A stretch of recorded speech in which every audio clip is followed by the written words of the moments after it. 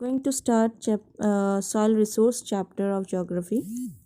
So first let's introduce soil. So an important factor influencing the productivity of a planet various ecosystem is the nature of their soil.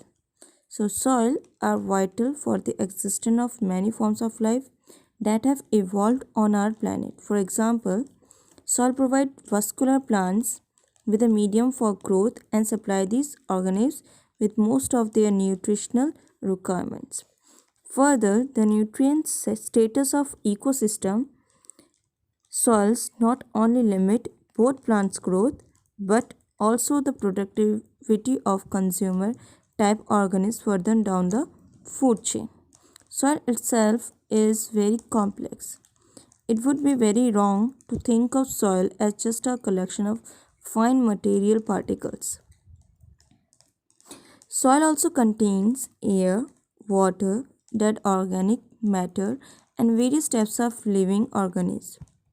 Now you can see figure 10.1. The formation of a soil is influenced by organisms, climate, topography, parent material, and time. So the following item describes some important features of soil that help to distinguish it from mineral sediments. Come to the constituents of soil. So it's formed from the parent rock material, which is we call rock. Okay, and after breakup or tear, okay, decompose of vegetable and animals remains. It referred to as humus in a soil and adds to the fertility of soil. Besides humus, silica, clay, and sand are the other constituents of the soil. Let's discuss the soil fertility. So as you know very well कि अगर soil की fertility नहीं होगी then that soil is not for any use. We cannot use it. So fertile soil is more important. So there are some characteristics of the fertile soil.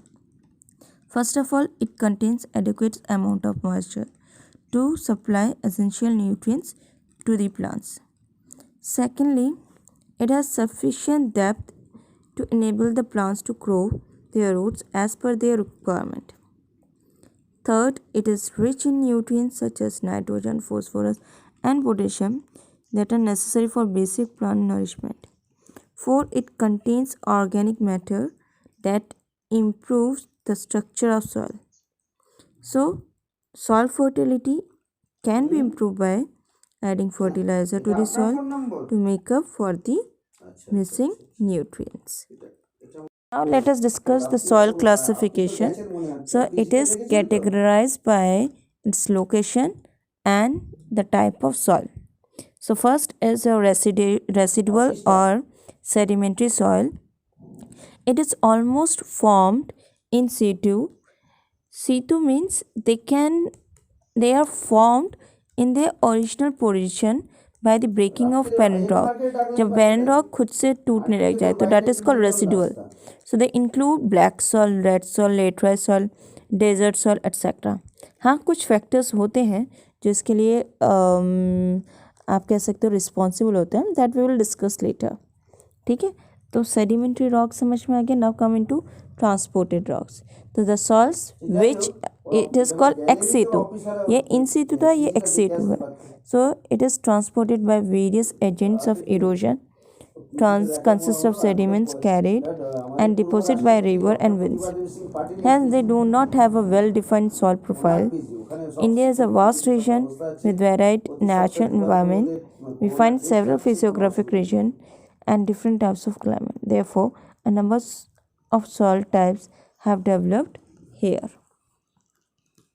Let us discuss alluvial soil. So, alluvial soil is formed by breaking down of the rocks by the river, and it also rich in chemical ingredients. अब जो river के through जो fine particles formation होते हैं जिसे हम एक soil कहते हैं उसी को हम एलुवियल कहते हैं. सो ये have you seen the 3 stages of the river, upper lower and the upper lower and the middle. So upper में क्या होता है, जहाँ से पानी ओरिजिनेट होती है, मतलब जहाँ से आप कह सकते हो रिवर ओरिजिनेट होती है फ्रॉम द माउंटेन्स. सो वहाँ से जो सोर्स है पानी का वो थोड़ा स्पीड होता है जस्ट बिकॉज, क्योंकि जो स्पेस होता है जहाँ से वो निकलता है इट्स वेरी नैरो. तो इसीलिए वो अपने साथ जो छोटे छोटे सॉल्स हैं, जो पत्थर है, उन्हें तोड़ते हुए उसे डस्ट पार्टिकल में मतलब सॉल में फॉर्म करके, ठीक है, उसे अपने साथ एकदम मिडल स्टेज में ले आती है. फिर मिडल स्टेज में आके फिर धीरे धीरे डिपोजिशन स्टार्ट होता है. क्यों? क्योंकि मिडल स्टेज में आके उसे स्पेस ज़्यादा मिल जाता है, जिससे जो उसका स्पीड है वो कम हो जाता है, और वो कम होने की वजह से कहता है धीरे धीरे डिपोजिशन स्टार्ट हो जाता है. सो डिपोजिशन स्टार्ट होता है आपके middle and then in the lower part में लास्ट आपका डिपोजिशन होता है. सो यहाँ पे आपको ये समझ में आ गया होगा कि एलुवियल जो है वो कहाँ से स्टार्ट होता है. So it's we get the river, it's river get from the mountains. ठीक है. So it's a very long journey. अब देखिए एलुवियल सॉइल जो है उसे हम रिवराइन सॉइल भी कहते हैं, जस्ट बिकॉज क्योंकि ये आपके रिवर बेसिन्स में मिलते हैं. रिवर बेसिन्स मतलब रिवर वाले एरिया में ही मिलते हैं. इसमें सिर्फ और सिर्फ रॉक्स नहीं होते हैं, क्ले भी होता है, सिल्ट भी होता है, और जिसे हम लोम भी कहते हैं. So this haves been deposit by 3 important river systems, जैसे कि Indus, Ganga and the Brahmaputra. So इन रिवर्स के ही आसपास ये डिपोजिशन होता है, और इन रिवर के आसपास ही एलुवियल सॉइल फॉर्मेशन होता है और मिलता है. ये जो एरिया है, अगर हम सॉइल की बात करें, it just occupied 40% of the land area in India. कितना परसेंट? 40%. ठीक है. एंड एंटायर नॉर्दर्न पार्ट जो है वो इसी ही सॉइल से फॉर्मेशन हुआ है, जस्ट बिकॉज अगर आप अच्छी तरीके से अगर रिवर मैप देखोगे तो नॉर्दर्न पार्ट में रिवर्स बहुत हैं. जो गंगा रिवर है वही यमुना भी है, फिर वो आगे और भी नामों से कहते हैं डिवीजन है, और वो फ्लो कर रही है. ठीक है. नाउ इसके बाद आइए, these soils are also predominated in coastal plains and deltas, particularly in the deltas of Mahanadi, Godavari, Krishna and Kaveri reverse. जैसे कि मैंने आपको बताया था कि नदी का जो रोल है वो सिर्फ अपर और मिडिल कोर्स में नहीं, लोअर कोर्स में भी है. लोअर कोर्स में ही डेल्टा फॉर्म होता है. डेल्टा का फॉर्म होता है जब पानी का जो स्रोत है वो धीरे धीरे कम हो जाता है, और जो उसका वेरिएशन है, मतलब वो अपने लिए काफ़ी चैनल्स फॉर्म कर देता है, और उन चैनल्स के बीच में गैप रहता है. गैप इन द सेंस जैसे लैंड रहेगा या ट्रीज रहेंगी, तो उसे हम डेल्टा कहते हैं. ठीक है. अब वहाँ पे फिर वो रिवर समुद्र से जाकर मिलती है. अब on the basis of its age, मतलब जो सॉइल डिपोजिशन है उसकी एज के अकॉर्डिंग हमने एलुवियल सॉइल को 2 टाइप्स में डिवाइड किया. One is Bhangar and the second is Khadar. So first take Bhangar. So Bhangar is called the oldest alluvium which is composed of lime, nodules or कंकर and has a clay composition. सो खादर जो है वो बहुत light in colour होता है, और इसी के ऊपर नए डिपोजिशंस होने लग जाते हैं. जैसा कि फॉर एन एग्जांपल अगर आप देखोगे, अगर आप हवा चल रही है बहुत, जस्ट लाइक सपोज तूफान आया, तो तूफान में आप क्या नोटिस करते हो, मिट्टी को अगर आप नहीं हटाओगे तो उसके ऊपर और डिपोजिशन होने लग जाते हैं. ठीक है. तो इन द सेम वे भांगर में भी होता है. भांगर इज़ द ओल्डेस्ट वन, तो उसके ऊपर जब नए एलुवियल सॉइल डिपोजिशन स्टार्ट होते हैं तो तब उसे हम भांगर कहा जाता है. तो बेसिकली लास्ट में ये कंकर के रूप ले लेते हैं. कंकर इन द सेंस जो आपने छोटे छोटे पेबल्स देखे होंगे. अब आइए खादर. तो सबसे ज़्यादा जो फर्टाइल होता है वो खादर होता है एज़ कम्पेयर टू दी भांगर, क्योंकि इसके न्यू लेयर्स बनते रहते हैं ईयर आफ्टर ईयर, ठीक है। और ये कब होता है? During monsoon floods. और क्रॉप्स के ग्रोन के लिए भी एलुवियल सॉइल की अगर हम बात करें तो खादर इज़ बेस्ट, ठीक है। इवन मैन्योर के लिए भी यूज़ किया जाता है इसी सॉइल को। और सिर्फ यही नहीं, अगर देखा जाए इंडिया की एग्रीकल्चर वेल्थ की अगर हम बात करें, एग्रीकल्चर प्रोडक्शन की हम बात करें, क्रॉप्स ग्रोन की अगर हम बात करें, तो सबसे ज़्यादा क्रॉप्स जो ग्रो किया जाता है वो एलुवियल सॉइल में ही किया जाता है। Come to the difference between bhangar and khadar soil, ये डिफ्रेंशिएट जानना बहुत ज़रूरी है, it is a important part. So bhangar is old alluvial soil known as bhangar, ठीक है। और ये जो नॉर्दर्न पार्ट है उसका सबसे ज़्यादा जो एरिया है वो भांगर सॉइल ने ही कवर कर रखा है। अब खादर जो है ये भी नॉर्दर्न प्लेस में है, बट ये फ्लड जब आता है तभी ये इसकी फॉर्मेशन होती है, ठीक है, तभी खादर बनता है। भांगर जो है वो फ्लड लेवल ऑफ रिवर के अगर हम बात करें उसमें टेरेस जैसा स्ट्रक्चर फॉर्मेशन करता है, ठीक है। क्यों? क्योंकि भांगर जो एकदम नीचे डिपॉजिट हो जाता है फिर उसके ऊपर डिपोजिशंस होते रहते हैं, तो एक टेरेस लाइक स्ट्रक्चर फॉर्मेशन हो सकता है। अगर आप कभी नदी के आसपास भी गए होंगे तो आपने देखा भी होगा, नोटिस भी किया होगा ये चीज़। खादर की अगर हम बात करें तो इट्स यंगर, ठीक है, और ये एक नया लेयर फॉर्मेशन करता है हर साल, क्योंकि हर साल फ्लड आता भी है। भांगर में क्या है, जैसे मैंने आपको बताया छोटे छोटे क्या कहते हैं पेबल्स होते हैं जिसे हम कंकर्स भी कहते हैं, जिसे हम लाइव नोड्यूल्स के नाम से भी जानते हैं। और खादर में कहते हैं सिल्ट और क्ले ही होता है। भांगर बहुत ज़्यादा फर्टाइल नहीं होता, खादर बहुत फर्टाइल होता है, ठीक है। और उसमें कल्टीवेशन की जो हम अगर बात करें क्षमता की बात करें तो बहुत ज़्यादा होती है। डिस्ट्रीब्यूशन की बात करते हैं, तो डिस्ट्रीब्यूशन की बात करने से पहले मैं आपको बता दूं, हमने यहाँ पे अभी जब मैंने आपको एलुवियल सॉइल समझाया था, so we had discuss about कि कहाँ कहाँ ये डिस्ट्रीब्यूशन होता है। फर्स्ट इज इनलैंड मतलब जस्ट रिवर के आसपास, और मिडिल कोर्स भी इसी में इंक्लूड होता है। मिडिल कोर्स के बाद मैंने आपको बताया था लोअर कोर्स।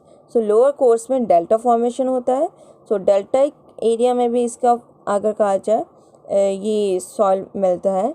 और थर्डली, क्योंकि डेल्टाइक एरिया में क्या होता है, रिवर जो है वो ओशन या सी से जाके मिलती है, तो ऐसे कंडीशन में वो कोस्टल एरिया में भी अवेलेबल मतलब कहीं कहीं पाई जाती हैं। So let's discuss. So in the inland alluvial जो सॉइल है, ठीक है, ये it's found in the Indus, the Ganga and the Brahmaputra reverse. अब एरिया की अगर बात करें तो पंजाब, सिंध, पाकिस्तान, जो पंजाब और सिंध में आपका इंडस रिवर जो है वो है, ठीक है। बांग्लादेश, आसाम। अब इस एरिया में क्या है, गंगा रिवर जो है फ्लो करके वहाँ से गुज़रती है, ठीक है, और वहीं से वेस्ट बंगाल से ही वो जाके बे ऑफ बंगाल में मिल जाती है। पंजाब एंड हरियाणा, उत्तराखंड, उत्तर प्रदेश, बिहार, वेस्ट बंगाल, इन सब जगह में एलुवियल सॉइल मिलता है, पाए जाते हैं, ठीक है। और कुछ अगर बात करें तो ये गुजरात और राजस्थान का भी कुछ पार्ट कवर करती है। अब आइए अब डेल्टाइक एलुवियल में, तो डेल्टाइक एलुवियल की अगर हम बात करें तो इसमें डेल्टा फॉर्मेशन जहाँ जहाँ हो रहा है वहाँ ही ये सॉइल मिलता है। सो डेल्टा फॉर्मेशन कहाँ है, जहाँ गंगा और ब्रह्मपुत्र रिवर आके मिल रहे हैं, ठीक है। सो गंगा ब्रह्मपुत्र में होता है, महानदी, गोदावरी, कृष्णा, कावेरी, ठीक है। Now coming to the coastal alluvium. So यहाँ पे अगर बात करें तो यहाँ पे टाइडल ओरिजिन वाले एरियाज में ये मिलता है, like coastal strips of peninsular India.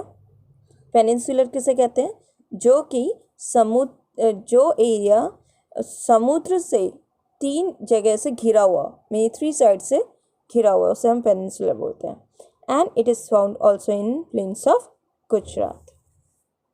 Because the characteristics of alluvial soil, तो अगर देखा जाए तो अपर कोर्स ऑफ अ रिवर से लेके lower course of a river में आपको alluvial soil मिलता है।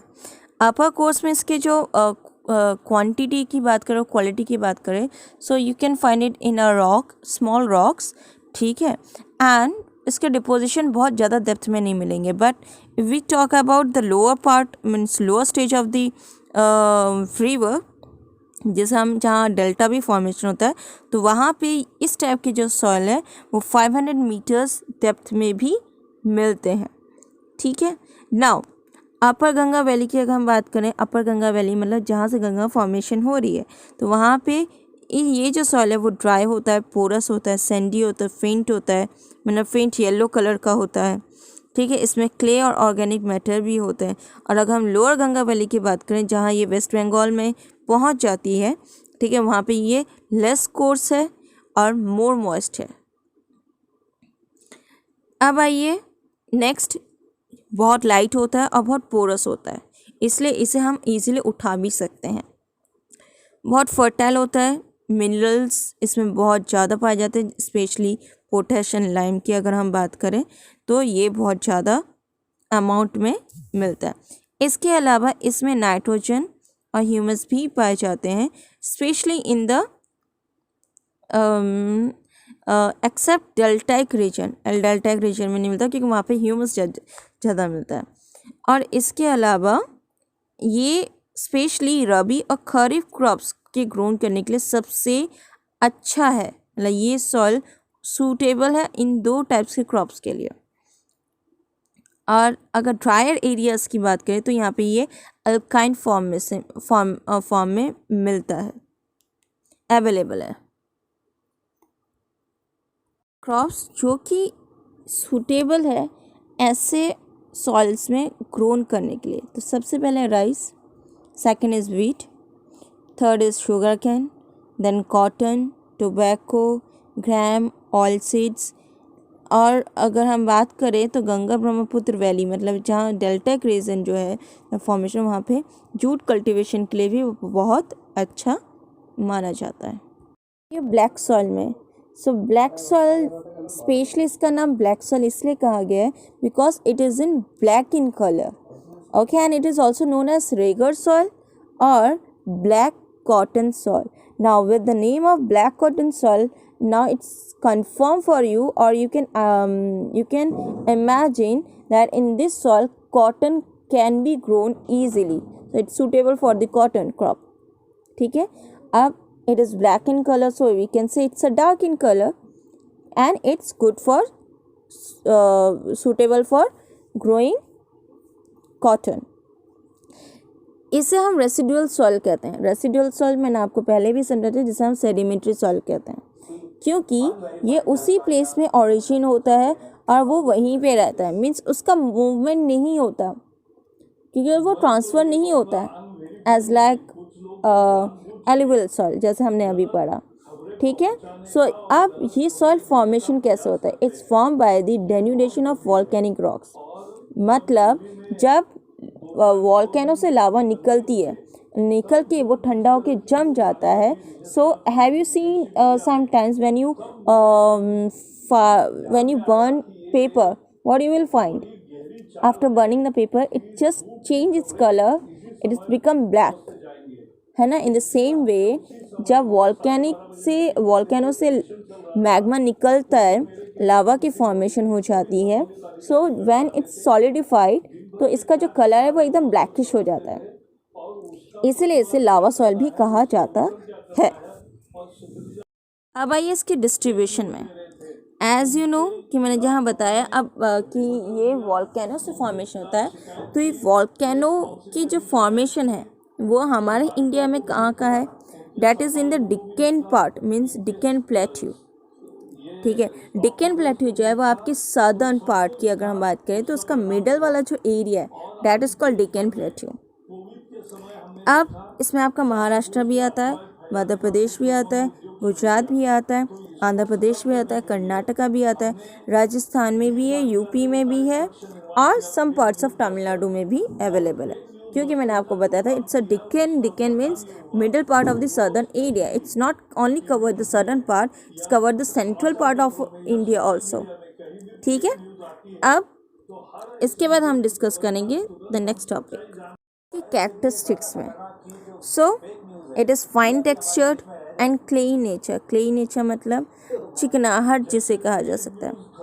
आगे इसकी हाई क्वांटिटीज़ की बात करें तो इसमें लाइम, आयरन, मैग्नीशियम सबसे ज़्यादा पाया जाता है.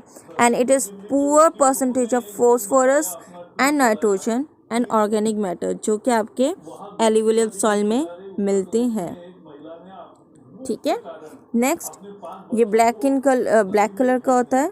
ठीक है. और it's form by the and it's called lava rock. और ये फॉर्मेशन इसका कैसे होता है जब वो जो लावा रॉक है वो टूट के थ्रू वेदरिंग, ठीक है, सॉइल की फॉर्मेशन ले लेता है. It is very clay up to the 50% clay content in it. ठीक है. और सो क्लेई नेचर होने के कारण क्या इसमें जो वाटर की क्वांटिटी है वो बहुत ज़्यादा है. ठीक है. और इसी वजह से क्या है it expands and when wet and become difficult to plough. अगर ये इतना चिकनाहट हो जाता है कि उस टाइम इसमें प्लफिंग करना बहुत मुश्किल हो जाता है. तो ब्लैक सॉइल में जो प्लफिंग का जो मेन काम है वो आपके ड्राई सीजन्स में किया जाता है. उस टाइम जो सॉइल है वो श्रिंक हो जाता है और उसके बीच में क्रैक्स फॉर्मेशन भी हो जाते हैं just because of air circulation. अब the next is it is very fertile in most of the places.